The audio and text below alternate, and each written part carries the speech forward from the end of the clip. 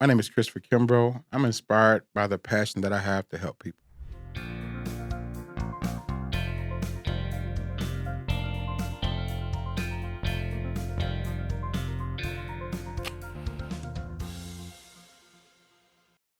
All right, and welcome to the Lantern Podcast out of Good Cause Productions at the University of Wisconsin Green Bay. I'm your host, Ryan Martin, and this show is about personal and professional discovery, resilience, and transformation. And in that spirit, I have an amazing guest for you today. He's the owner of Starz Barber and Beauty of Green Bay, which has 5 locations, including one right here at the University Union on UW Green Bay's campus. He has runs and manages 7 adult-assisted living facilities, and he's got a clothing brand. He's also the host of the All Stars Youth Celebration, which is an amazing back-to-school event for kids here in Green Bay, known as the Black Mamba of Cuts. Please welcome Chris Kimbrough. Ryan, I actually grew up with a single mother. And Okay. so for me, I didn't meet my dad till I was like 37. Okay. So for me, it was like I always try to give kids things that I wanted. I wanted that type of lifestyle. Not only was I grew up kind of, in poverty areas, but I was also the only kid. So I didn't have any type of, you know, uh, brothers that I can argue. It was always me alone. You know what I mean? So Right. I kind of always like to give back to the community because I know how kids feel. Like I know that feeling of Okay. wondering where this next meal is coming from. Which as a kid, you don't really wonder that. You know what I mean? Because your parent kind of deals with that.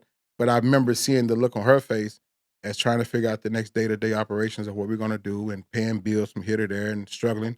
And so for me, I always told God that if He ever blessed me to be able to be financially stable, that I was gonna make sure I give back to His people. And so I try to do it every day of my life. And since I've adopted that and I actually live by that, Mm-hmm. cup been overflowing, literally. Yeah. You know. So So take me back then, because you were saying, so you grew up in the South. Mhm. Whereabouts? In Arkansas. Okay. Yeah, my mom moved me down south to a small town, Terrell, Arkansas. Okay. A real small town, but very, very a town full of uh I don't want to say like there were even though it was a poverty town, but it's like you found your blessings in other things. You know what I mean? Like a lot of people didn't have the money, but you had people that didn't mind come and help you out if they need something. You know what I mean? Like if you're an elder person, needs your grass cut, you can look for somebody in the neighborhood to come by and help Hmm. you out, things of that nature. So you got blessed in other ways besides physical Yeah. money per se, you know what I mean? You got in other services may say that you didn't have to pay Right. for. So that was a blessing. So I kind of got it from that, being able to my mom, she loved giving. She loved kids. She loved being the person that can help someone in a time of need. Even though we didn't have anything, she would always still try to give. And I was like, Mom, we need that. You know what I mean? Like, you're giving it away. What you doing? But she always was able to help someone. So me growing up, seeing her do that with the less that she had Mhm. is like, okay, God, like, what could we do if we had more? Right. And so now it's kind of my mind frame is to like be able to just bless many people I can through Him, through God, Mhm. because of course I can't do none of this alone. My wife, she's such a man, this woman is such a help to me because she literally understands the vision that I have and it actually adapted it herself. Mhm. And so it always works better when you got two people, Yeah. doing things. And so it's just kind of one of the things that we've always done. We've always loved to give back. And for me, I love the look on a child's face when they get something that they really wanted or needed. You know what I mean? Right. Like that pays it for me. You know what I mean? Nothing. That is what did it. Yeah. The smile on your face is what did it. Well, and there's a lot of that at when I go to the youth day Mm-hmm. that you host. So I Mm-hmm. was there. I think last year we were out of town, but 2 years ago we Mm-hmm. were there. An incredible Yeah. thing that you're doing. Like tons and Yeah. tons of kids having a really, really Yeah. fantastic day. So what inspired that? What made you want to do that? For me, again, I used to be a police officer as well, for 15 I want to years. talk about this too, because Yeah. because that Yeah, that was a big surprise to me. I found that out really? recently. I'll Okay, yeah. talk So about I it. used to be a police officer as well, and me being able to, again, I've seen a lot of stuff in my life. Mhm. I'm 45, but I've seen a tremendous amount of things in my life. Positive and negative. So I learned from it. I've always been Mhm. the type of person that can learn from Mhm. another person's mistake. Like I don't have to go through the mistake. I learned from what you just did. Yep.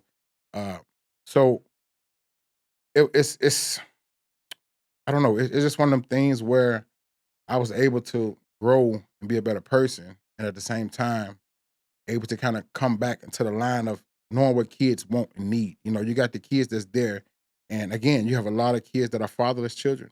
You have a Mhm. lot of kids who don't have a big brother. Their mama's working hard, and then you got some that don't have a mom at home. You know, and Mhm. they're just out running free. Well, we need to be able to grab hold of that because if you know anything about the streets and law enforcement, summertime is when it really gets hot, and Right. kids like to get into stuff. So we had other things to kind of take their mind off of it or look forward to.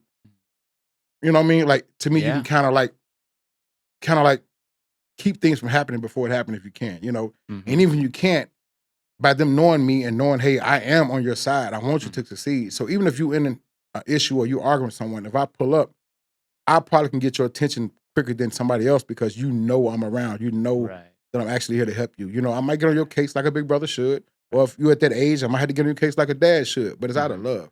But the fact that you see me doing this out of love every day, and it's not just for something for TV or whatever the case may Mhm. be, it's genuine. So that kind of inspires us to kind of like work on that for these kids because they Mhm. needed something in the summertime. Like I got big plans now, even with the barbershop crawl that we're doing this year, Mhm. Wisconsin's first ever barbershop crawl. So we're gonna take it out the park this year. It's not gonna be enjoying this park this year. It's gonna Okay. be a barbershop crawl with all the locations that we have. The same thing that you got enjoying this park. Now you're gonna be able to get it at every Right. location. And you're ready to go around, free haircuts, clothes, like last year we had clothes. We gave away boxes of shoes, clothes, underwear, socks, book bags, school supplies. I mean, you name it. We try to have it on deck for them.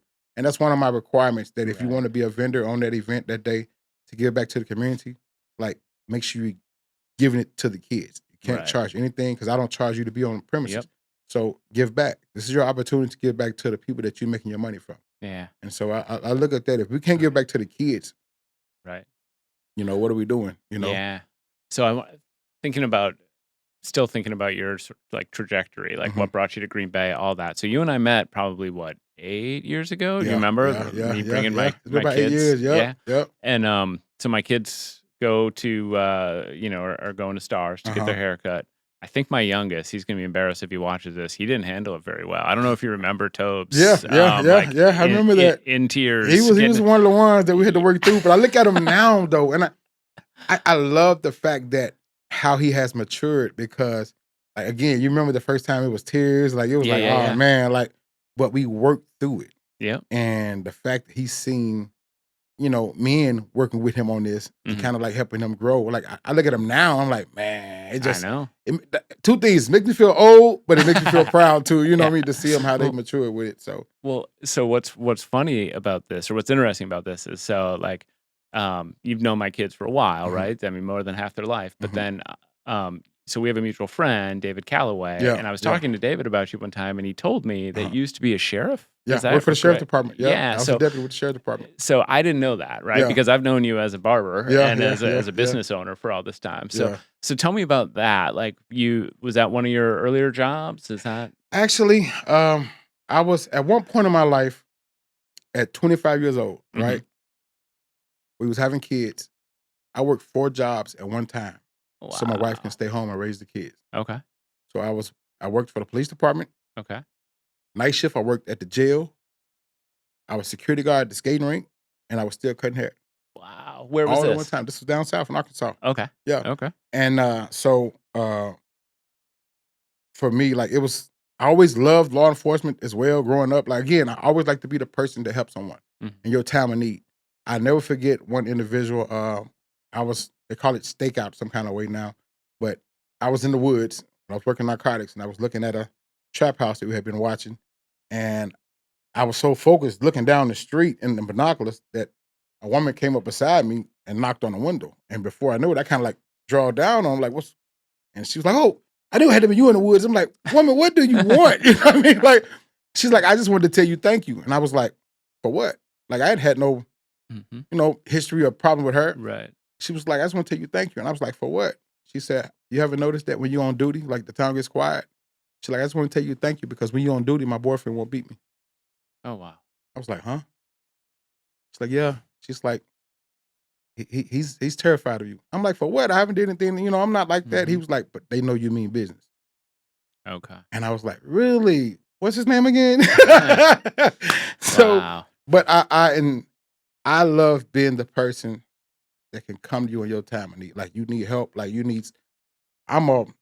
I don't want to say it, I'm a bully, but I'm a bully to the bullies. That makes sense. Mm-hmm. Like stop messing with people. You know what I mean? So I don't know. I've Mm-hmm. always been that problem solver since I was young because I had to figure a lot of things out on my own. Mm-hmm. So I've always been the type that want to help people. That's Yeah. just my life now. Like that's who I am. I always like helping people. My wife like helping people. My kids, we've trained them to do the same thing.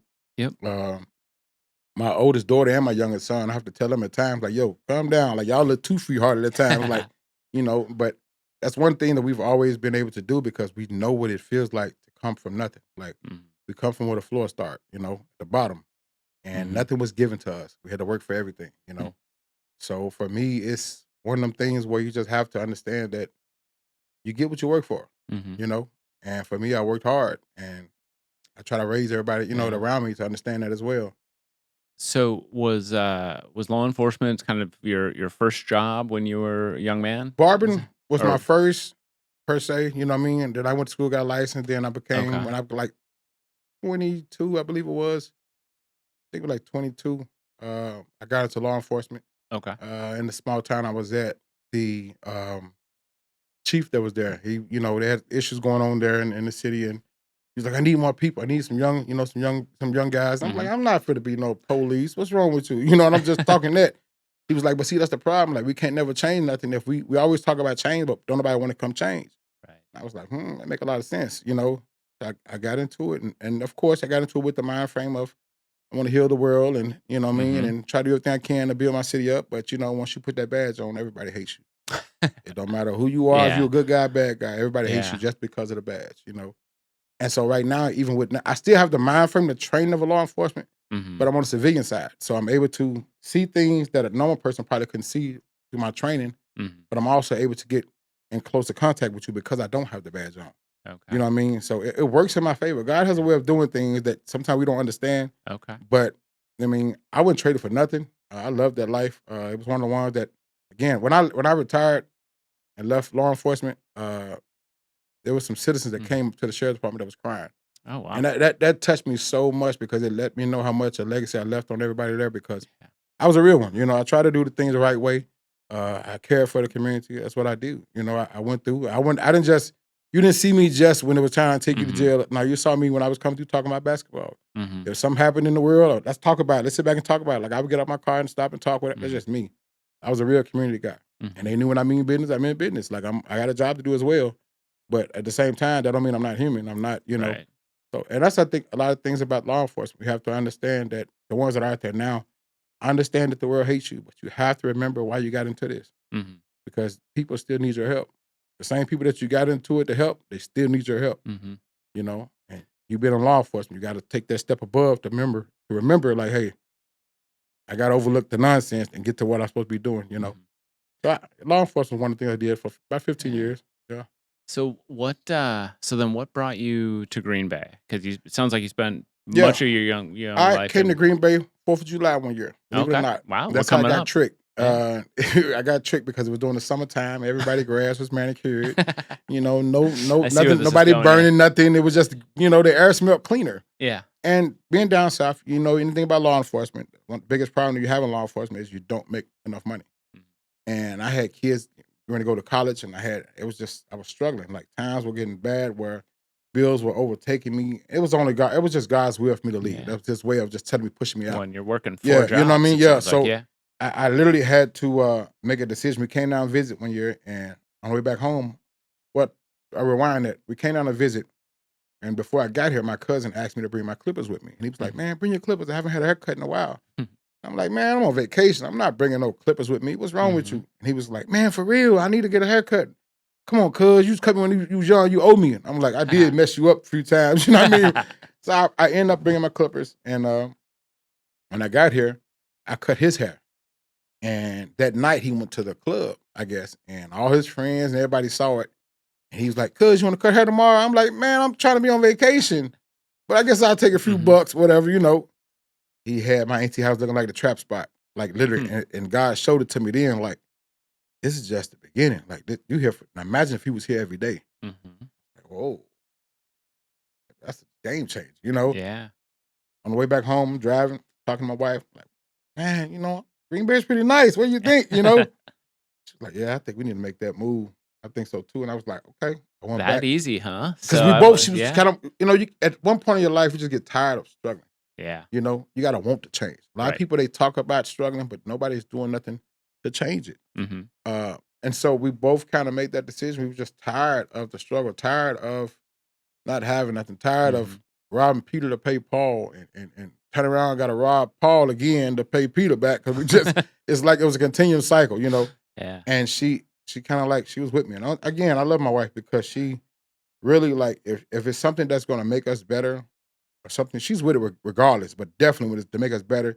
She's always there to try to Mhm. push me, encourage me, and hey, we can do this, we can do that, Mhm. So and talking with her, and I went back home and got to briefing that night. I worked 6 p to 6 a, and you're always supposed to get to briefing like 5:30, Mhm. closer to 6, so you can do your briefing and all that.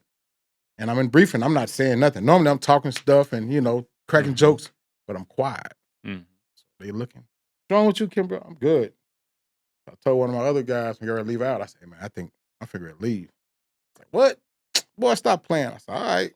I rode around for 2 hours and I cried Mm. for 2 hours. I knew what I was going to do.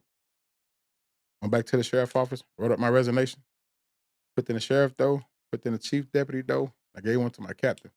Mm. And that night I went home. When I gave it to my captain, he was like, the sheriff ain't gonna let you go. I'm like, how can he stop me? Like, what you Mhm. mean? I did good. I'm the good guy. Right. He's like, but you wanted a great, you're a great officer. Like, you one of the good guys. Like, we really, we love your style of work. And I was like, well, he ain't got no choice. I'm out. Mhm. Got home, took my shower, get ready to get comfy in the bed. My phone ring. It was the sheriff. Can you come talk to me for a minute? I'm like, for what? My decision's made. And when I talked to him and he was like, man, I just hate to lose you. And I had to kind of like make an agreement with him that if I ever moved back, that I would come back to work with him first. Okay.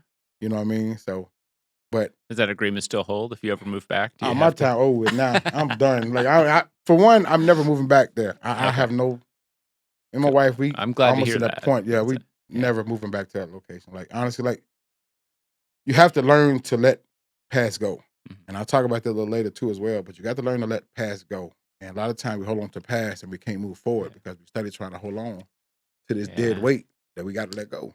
Did Did you know at the time, like, you were done with law enforcement, or were you expecting, like, well, maybe there's more I'll do up in Actually, I Green came down Bay? here with the mind frame of getting on here. Oh, really? Yeah, I Okay. did. I came down here and mind frame getting on here, but barbering took off so quick, so Yeah. nice.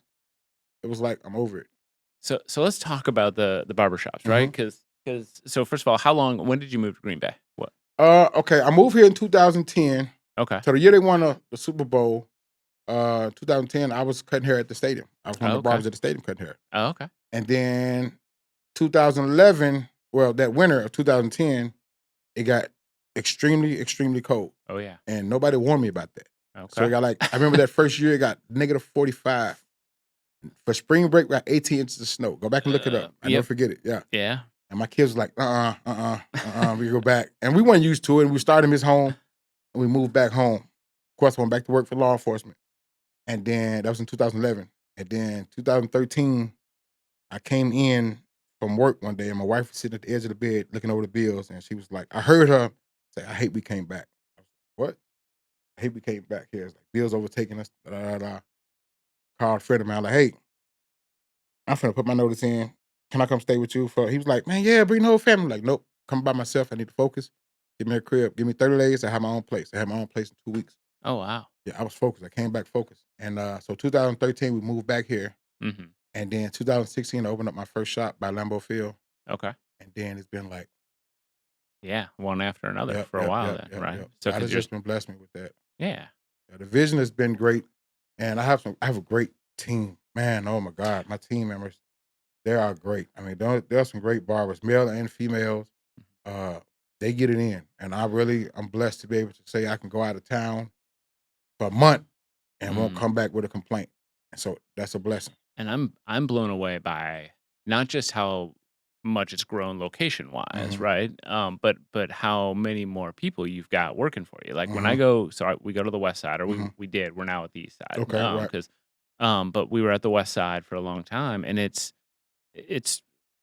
quintupled in the number of hmm people Yeah, there, right? yeah. I mean, it's wild. I mean, The and it's foundation is great. yeah, We built a great thing, and for the most part, I'm real picky about picking the team members Okay. because you got to make sure you fit the team dynamic. Mm-hmm. Because this is how we all make our money. Mm-hmm. I can't hire somebody in that's going to bring dumb stuff, and then you on Green Bay crime reports every week. Now you make the whole team look bad. Mm-hmm. It's the same way. It's a business. You know what I mean? Like I get it. This part of a barbershop. I get it. But at the same time, for me, it's business. Mm-hmm. And for us to be successful and continue to run, we have to make sure we protect it. Mm-hmm. And that's one of the things I try to do and make sure I protect people that are around me. And again, think about for my case, in my shoes, think how many barbers that I have. And if you're a good owner, a good barbershop owner, a good business owner, you really want to connect with every person there, Mm-hmm. right? But I mean, you got to get to know every different personality, Right. character. If the person's from, like I had a barber that's from the Dominican Republic. Mm-hmm. When I first hired him, I'm like, he's weird. Like, what's going on with this guy? He's weird. But I wanted, like, you know what? I'm finna go visit. I want to go visit DR. I went to DR and I realized he wasn't weird. He was being him. Hmm. That's how everybody is in DR. So then I was able to understand him better. Okay. And our relationship built stronger. Okay. You know, another barber, he's from, from Puerto Rico or whatever. I kind of tend to make it my business to go every place that I have employees so I can understand them better. Hmm. 'Cause a lot of times we make decisions based off what just our knowledge is. Right. But somebody else have a different knowledge, different perspective. Mm-hmm. And sometimes you have to sit down and look, well, maybe your perspective is a little better than mine. Like, yeah. Yeah. When I think about what you do, it feels like there's two real big parts of it. Like one is the actual art and craft of Mhm. cutting hair, Mhm. right? Which I know and I want to talk to you about. But then there's the also is the art and craft of relationships, right? Mhm. And the Mhm. people you know and the people you're working with. And it Yeah. sounds like that's a big part of it is getting It's a to real big part of it. and not just your team, but your customers. Your customers. Yeah. Stars is a place where you've heard me say this a lot of times. Stars is a place where clients become family, Mm-hmm. right? Because you come in through the door as a client, right? Mm-hmm. You come look for a haircut, a service, and you want the best service you can be.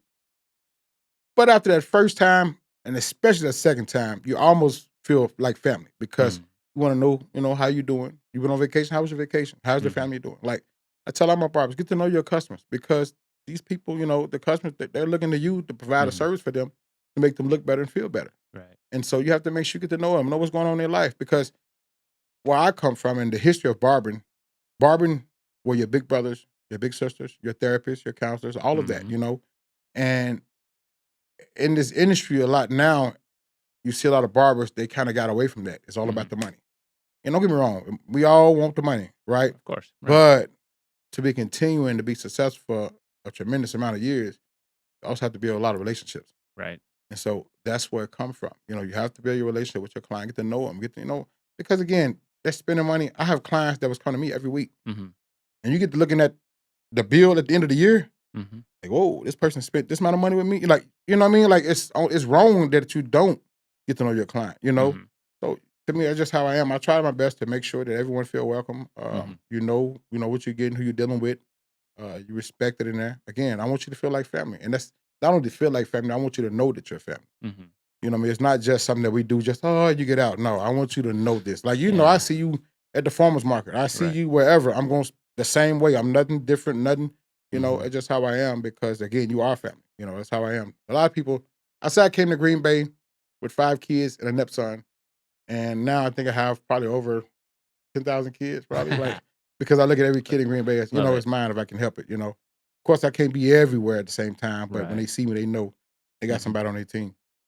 So I know you well enough to know that you love cutting hair and you see it as an art form, Mhm. right? Mhm. So tell me, how did you develop that craft and that skill? It sounds like you've been doing it for a long time. When I first got into barbering was my mom, when I was young, of course, we struggling again. She couldn't afford to give me to the barbershop like I Mhm. wanted to. Like the kids in the neighborhood, it was every other week for them or whatever. Some Right. kids every 3 weeks or whatever. But I couldn't get there till like every month and a half, every 2 months, Mhm. And so I'm like, Mom, buy me a pair of clippers. I started trying to cut my hair. Because I always tried to help Mhm. my mom out if I could. At 16 years old, I remember being under the house fixing water lines that had bust open. So I've always tried to help her out. So I had to get the Mhm. clippers and I started practicing on my own head. And it's something about practicing on your own head that'll give you the vision that you need because this is your head, Yeah. and So I always used to watch videos and pictures. Then I would see, okay, I got to match this. And I kind of always had a good eye to Mhm. be able to match things. Like you said, barbering is nothing but art. It's Mhm. nothing but art and craft. You really got to look at, because I can match. I always tell my customers now, if you come in with a haircut, even if I've never cut your hair before, Mhm. bring me a picture. If you bring me a picture, I can match it. Because now there's no discrepancy of what you want. I know what you want. Right. Now it's my job to get it there. And you look at a picture and match it, that's art. Yeah. So I've learned to be able to just love that. And it's kind of like a challenge Mm. to be able to take a person's head full of hair and make it a masterpiece Mhm. and have that person walking out feel like $1,000,000. Yep. Because like I know, you can get your hair cut today. You might not have a penny in your pocket. You feel like you got some money. Yeah. You feel good. Like, oh, I can go conquer the Nice. day. Right. Barbershops and barbers is valuable to the human race because we're actually able to enhance your Mhm. self-esteem. It's a lot of people Absolutely. that Yeah. have low self-esteem values, but they get their hair done. Even if a lady get her hair done, you know what I mean? She feels good after that. Mhm. Feels refreshed. So it's just the same as you getting a haircut. Then imagine not only getting a haircut, but then leaving that barbershop with a fresh haircut and a fresh mind, Mhm. a mental health. Yep. That's big. Yeah. Feeling connected to people, all that. Big, Yeah. yes. Because sometimes your self-worth, you don't feel that, you know? Right. All right. So we're gonna get to our 3 questions, Okay. but before we do, what should I have asked that I haven't yet? What do you want people to know? Anything? I'm good. You good? Okay. When is Youth Day? What August day? 24th. It's a August Sunday. 24th. Yep. August Perfect. 24th starts at noon. It's going to be at Nice. all locations. Also, one of the locations that we will have open will be on campus here. Okay. So feel free, anybody that's here, stop in. You have some material you want to hand out to the students, to the kids in the area. You want to talk to the kids in the area. I'm all for it. Awesome. I'm all for it. Come in, make them feel welcome. I would prefer somebody from here to come in and make the kids Mhm. feel welcome because, again, we want them to stay in-house. Yeah. I know we have kids that want to go out of state and get away from mom and daddy, but we also have some that don't mind being in the Green Bay Yep. area. Let's keep those here. Let's Yes. keep those around. Keep those. We can build from our own, you know? Yep. And so that's what I would love to do. And we get them there and they see that, hey, UWGB is welcoming to everyone. Yep. Hey, that'd be great for us all, you know? Love it. And Yeah, thank you for that. Love it. definitely. Yeah. So we end every episode with the same 3 questions. Mhm. Who do you hope you're inspiring? You know, the youth, I hope I'm inspiring the youth, but especially my children, Mhm. because that's who I do it for. Mhm. I grew up not having nothing, and being able to give them things that I've always wanted, and then the things that they've always wanted when they was young Right. is just a good feeling. So I hope that I'm inspiring them to actually work hard. Mhm. You can get anything you want. Like I always said, Nike has been telling us for years the secret to success, but we never listen. Hmm. Just do it. We're Very good. scared. We're scared to Yeah. jump. We're scared to jump off that cliff. We're scared to uh, make something happen because what do you have to lose? So I was, as an Right. entrepreneur, right? I always say in certain situations, what do you have, if you're already at the bottom, Mhm. what do you have to lose to try to to catapult yourself to a higher? Like you're Right. already at the bottom. Right. Like every jump is valuable. You know what I Yeah. mean? Like Yep. so I hope I'm inspiring the youth to keep going, to keep looking because I had nothing when I got here to Wisconsin. Again, I Mhm. had nothing. So it's not like I came here with a boatload of money in my bank account. I Mhm. came here with XYZ client. No, I built everything up from the Mhm. bottom here. So Nice. who hope I'm inspiring is the youth to let them know that you actually can do it. Yeah. Sometimes we think we can't. We hold ourselves down because we think this or we think that, or we think somebody else's failures is our failures, and it's Mhm. not. That person may just didn't work hard enough.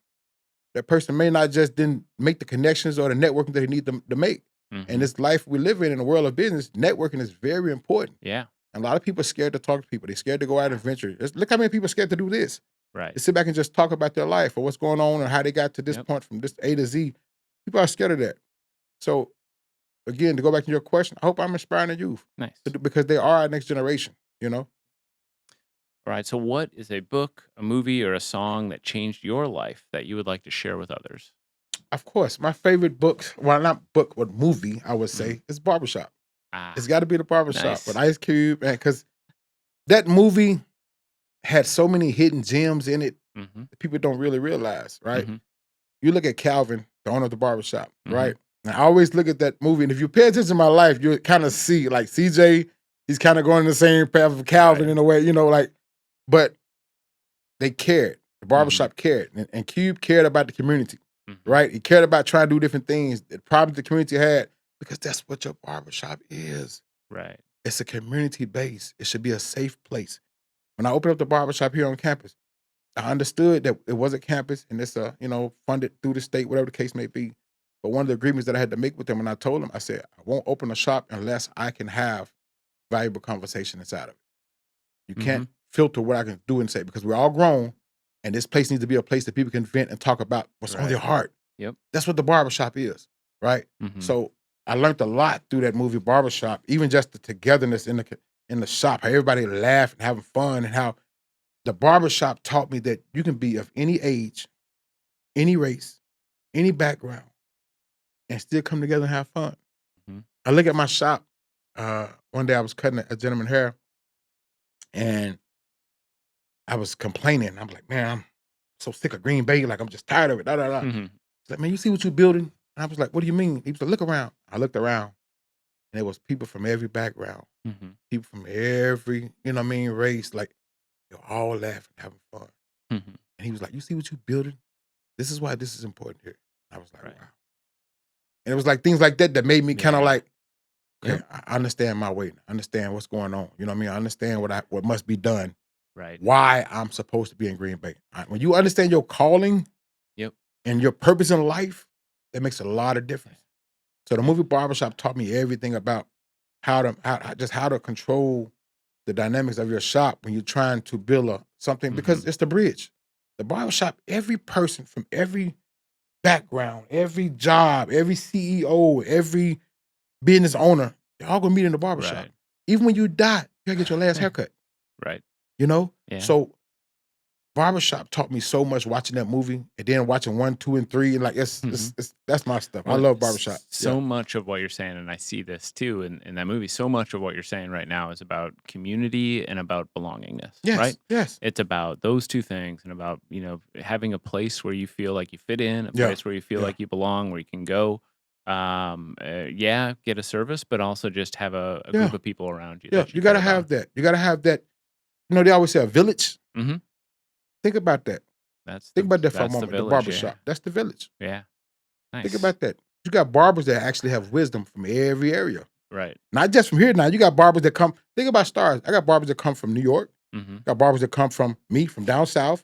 Got other barbers that come from Puerto Rico. Other barbers that come from Milwaukee. Like different areas. Yeah. Like, and so you get that wisdom and understanding from every area now. Now that kid has a place he can go in. Well, I'm going to Puerto Rico. Now you can talk to this person. I'm going here. I've experienced this. I've experienced this, but it was this way. It's different things you can do. Yeah. Nice. All right. Last question. What's a piece of advice you'd offer someone who has not yet found their way? Very important to let go of your past. It's very important. You got to let it go. We hold on to things that we have to let go. And to find your way, almost you have to understand, when I said let go of your past as well, it's the trauma.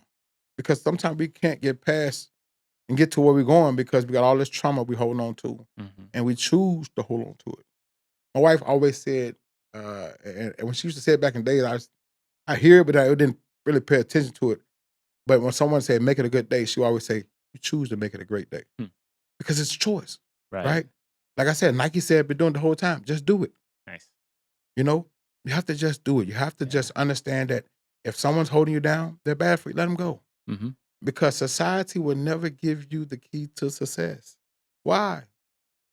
You get what I'm saying? You have to let go of your past. A lot of things we were taught, they're not beneficial to us. Right. So let that go. They're not really beneficial to our growth. Yeah. They're beneficial to somebody else's growth probably, but not ours. You got to let go of your past and learn to grow now. Yeah. Chris, this has been absolutely fantastic. Where can people find out more about you? First of all, they go to your website. Yeah. But then also you're on Instagram, other I'm places. on Instagram, Black Mama Cuts. You'll see my name is Chris Kimbrough. On Facebook, you'll see Chris Kimbrough. I have Starz Barber and Beauty .com. Let's want to make a appointment. Yeah, I'm out. Awesome. I'm on. What else I got? LinkedIn. I'm also on LinkedIn. Okay. But everybody knows me. I mean, I think It's everybody got true. my number, so it's kind of like you can't say you can't find me because Yeah. everybody knows me. Yeah, I can't. Awesome. I was in Cali one day and met a woman from Oshkosh that recognized me. I was like, huh? How I'm in Cali and you know me? Like, but she was from Oshkosh and she come to Yeah. Green Bay and noticed me. She was like, see you on the billboards. I'm like, oh my God. Like, Awesome. Love put it. the drink down. Yeah. You know? Nice. Yeah. Very good.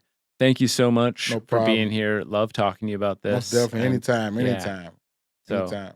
if you want to hear more stories of people finding their way, please join our Patreon. You'll get access to behind the scenes footage, special episodes, personal shout outs, and more. Plus, every dime we raise through the Patreon goes directly to student success initiatives here at UW Green Bay.